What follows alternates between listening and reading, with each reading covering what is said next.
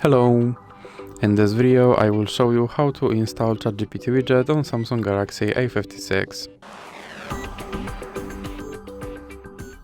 So you have to start by opening your Google Play Store, then click on search bar and type in Wally AI and click search, and now click install.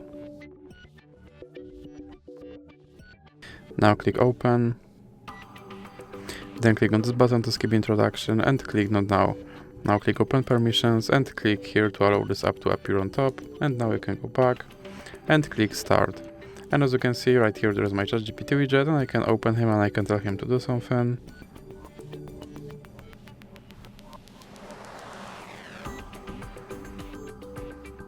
And as you can see, he responded. And if you want to remove him from your screen, simply drag him into the X icon in the middle. So that's it for this video. If you liked it, please remember to leave a like and subscribe.